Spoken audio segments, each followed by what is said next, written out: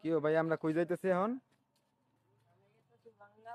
বাঙ্গাবাড়ি নাকি ভূতের বাড়ি? ভূতের বাড়ি দেখতে যাইতেছি আমরা না? কি ভাইয়া, ভূতের বাড়ি দেখতে যাইতেছি না ভাইয়া? হ্যাঁ, তোমার নাম কি জানি? আরাফাত। তোমার নাম? তোমার নাম? তোমার নাম আব্দুল্লাহ। তোমার তো চিনি। তো আমরা যাইতেছি ভূতের বাড়ি দেখতে। ভূতের বাড়িটা কেমন আপনাদেরকে সবাইরে দেখামু। আমরা জঙ্গলের মাঝখান দিয়ে যাইতেছি, খুব গভীর জঙ্গলে। এই ভূতের বাড়ির জন্য আমরা খুব আতঙ্কের ভিতরে আছি। এই জঙ্গলের ভিতরে কখন ভূত আইসা পড়ে তা আমরা জানি না। সো এই গাইস, আপনারা দেখতেই পাচ্ছেন এই যে এটা হচ্ছে ভূতের বাড়ি। অনেকে ভূতের বাড়ি বলে, অনেকে পুরান জমিদার বাড়ি বলে, আবার অনেকে বলে ব্যাংক। সো এটা আসলে কি সেটা আমিও জানি না, বাট খুব ভয়ঙ্কর দেখতে।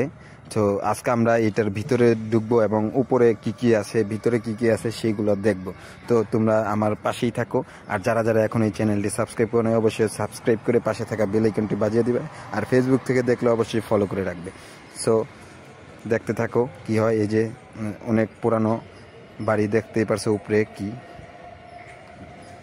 সো আমি এখন উপরে উঠবো, উপরে ওইটা তোমাদেরকে দেখাচ্ছি। সিঁড়িও এখানে নাই, এখানে বহুত আগের সিঁড়ি আছে। এই যে উপরে দেখতে পাচ্ছ কাঠ দিয়া, বড় বড় গজারি কাঠের আর কি ইউজ করা হয়েছে। আর দেখতে পারতেছে সব লতা পাতা গাছপালা দিয়া কত ভুইরে গেছে গা।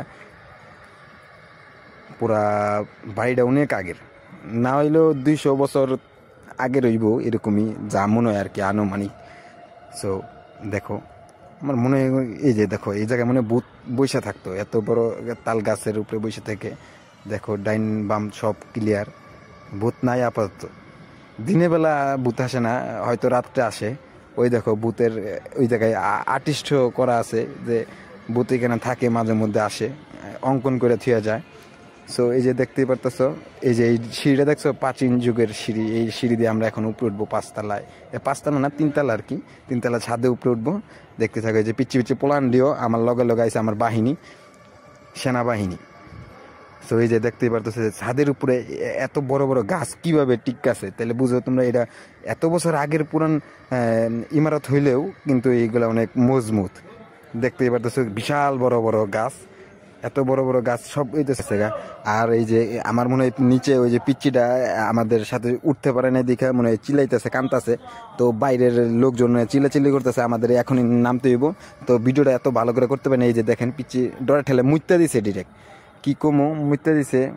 যাই হোক, পিচ্চিটাও খুব ভয় পাইছে, উপরে উঠতে পারে নাই। আমরা সবাই উপরে উঠছি কিন্তু পিচ্চিটা থাইকা গেছিল নিচে, আর জোরে জোরে চিল্লায় চিল্লায় কান্তাছিল। সো কি ভূতের বাড়িতে গেছে দেখে পিচ্চি ভয় ভয় কান্দে দিছে না? ও মুইতাই দিছে। ভূতের বাড়িটা কেমন লাগলো তোমাদের কাছে, তোমাদের অনুভূতি কমেন্ট বক্সে জানাইবা। আর ভিডিওটা ভালো লাগলে অবশ্যই লাইক করবা, সাবস্ক্রাইব করবা, পাশে থেকে বেল আইকনটি বাজিয়ে দিবা। সো দেখা হচ্ছে অন্য কোনো নেক্সট ভিডিওতে। সো বাই বাই, আসসালামু আলাইকুম।